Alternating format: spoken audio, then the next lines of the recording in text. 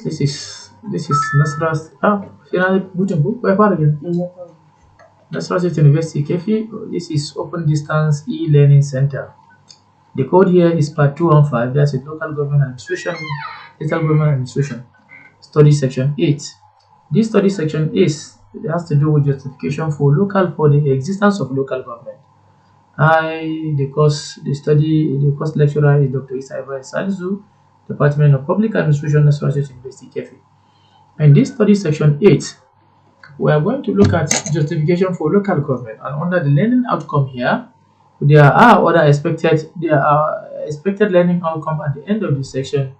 The student should be able to one, explain three of the justification for local government. Then number two, explain channels of communication. Then number three, explain the needs and priorities of individual communities, justify the formation of local government. The introductory part of it. In this study section 7, study section 8, we demonstrate how a local government can be controlled. In these study sections, we shall be justifying why local government exists. One of the major issues in the study of local government is the reason or justification for the establishment of local government. Local government is universally regarded as the nearest institution to the people at the grassroots involved in the task of governance as an instrument of development. The local government is founded upon the premise that the subunit of government stimulates popular participation in developmental and political activities. The essence of this justification of local government is to ensure that we try to define why local government exists. And the main issue about the existence of local government, because local government is the most nearest to the grassroots, and it is expected that the grassroots citizen must definitely feel the impact of democracy and dividends of government within the local government. Now we are going to look at types of justification of local government. In lieu of these types of justification, we are going to outline some major justifications of local government, such as number one, we have political justifications. Number two, we have administrative justifications. Then number three, we have development of justifications. Then number four, which is channels of communications. Under this justification, we are going to look at one by one and see how relevant they are to the existence of local government in Nigeria. The first one, which is political justification. This is one of the major reasons for the establishment of local government. Local government is said to provide a platform for local participation in politics and democracy. It provides the local citizen an opportunity to participate in public affairs of their own community. Politics is the act of decision making. Politics is the act of making decisions or making policy within the local government. One of the yardstick that has to do with justifying the existence of local government is that local government exists as a platform for allowing all local citizens to participate in the act of policy and in order to enjoy the dividends of democracy. Since the citizens within the local government, within the grassroots, they cannot find themselves at the center and they cannot find themselves at the federal government. Local government should be as a platform that all citizens must participate in the act of politics. And the act of politics is all about the act of making decisions and is the act of making policy. So those citizens within the local government, they see local government as a platform which they exercise their political mandate, which they exercise their mandates as the citizen of locality in order to participate in all affairs of the local government that is involved in the local participation in the politics and enjoy the basic principles of democracy within the local government. And that is one of the basic justification for the existence of local government system in Nigeria. Then the second part of it, we have administrative justification.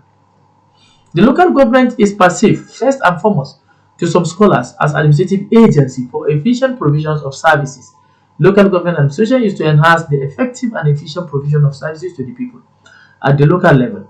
Here, the local government makes of the decongestion and decentralization of administration at the central level and serve as an efficient administration of resources and provisions of services to a measurable standard for the local communities. The issue about the administrative justification here, whether we like it or not, local government is served as an administrative agency. And as an administrative agency, just like the federal government is at the center, it is an agency, administrative agency, that is geared in order to provide some essential services to the central government. The same thing apply in the local government system. Local government, it is an umbrella that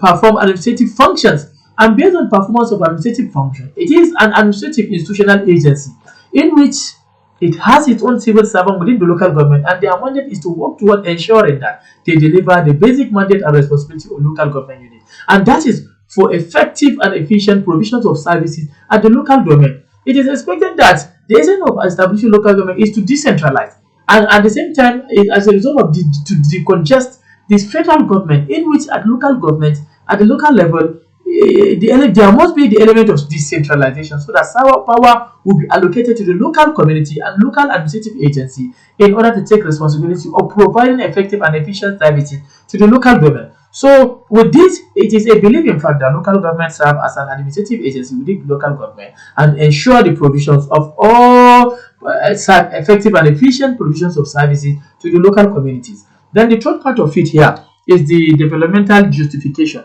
Under the developmental justification, it is assumed that the local government is regarded as the bedrock of developmental activities because of the feeling of attachment which the people have for the programs emanating from their local community.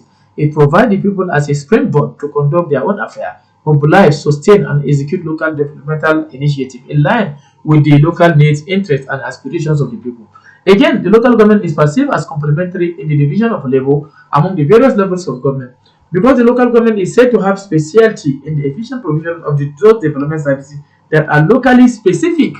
In this regard, the major existence of government is to foster developmental activities within the domain.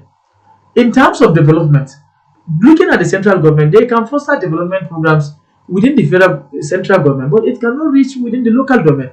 It is assumed that local government as administrative agency, they provided a lot of developmental activities and developmental programs emanated from communities that will have direct and indirect impact to the local domain. It is based on this. It is based on this. We consider that local government perceived as a complementary agency that has the specific mandate of providing and catering the needs and aspirations of people within the local domain. And by doing that, it is believed that all those developmental services and developmental programs, it's when handling to local communities and local government, they directly provided specific local development effort within the local community. Why? Because they are more nearness to the local communities, and they understand the problems and solutions of local communities. And with that, with their knowledge of understanding local communities, they can easily come up with programs. They can easily come up with a policy. They can easily come up with activity that will locally targeted towards local government, and in order to ensure those developmental project is targeted towards providing effective and efficient solution to the local government. So whether we like it or not, the local government serve as an instrument of furthering development activities within the local domain. So we did the last one is channels of communications. By the local channels of communication, which is number 4. Number 4 will serve as a channels of communications. Local government serves as input and output in the policy of making process of the national government. New policies and programs were sometimes test run at the local level by the national or central government to seek the realities and outcomes of before it is implemented at the national level. Then the local government also serve as a channels of communication between the national government and the local government by aggregating the feelings, interests, and aspirations of local populace and transmitting same to the national. At the same time, channels of decision making from national down to the local people. It is also important to note that local government has a channels of communication. In this regard, we see local government as an umbrella. We see it as a channels of decision making, channels of communication, in which it serves as an agency in order to transfer and translate information directly from federal government, state government, downwards to the local government. It serves as a channels of communication. A channel of communication meaning as upward or downward communication, in which information will flow directly from local government and reach directly to the top, which is the center. And at the same time, the federal government may have programs, they have policies, and they can easily trace it back to the local government in order to what? In order to serve as a channel of communication. When it comes to the issue of decision making, it is assumed that local government serve as a yardstick of making decision, of translating the decision of national government within the local government. So channels of communication is one of the basic justification of local government existence within our local government.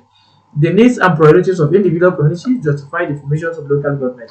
One, we have tailored solution. Two, we have responsive governance. Then responsive governance. Then three, we have accountability. Then four, we have efficiency. Then five, we have promotions of civic engagement. Then six, fostering innovations. Summary of study section 8.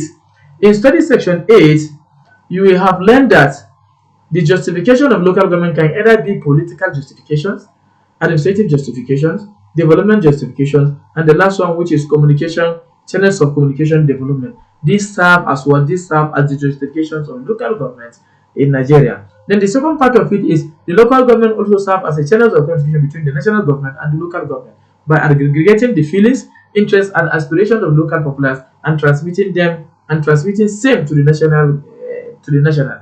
Overall, Number three is overall the formations of local government empowers communities to govern themselves autonomously, ensuring that their unique needs and priorities are recognized and addressed effectively. Thank you very much with this snap lecture on 8, study section 8.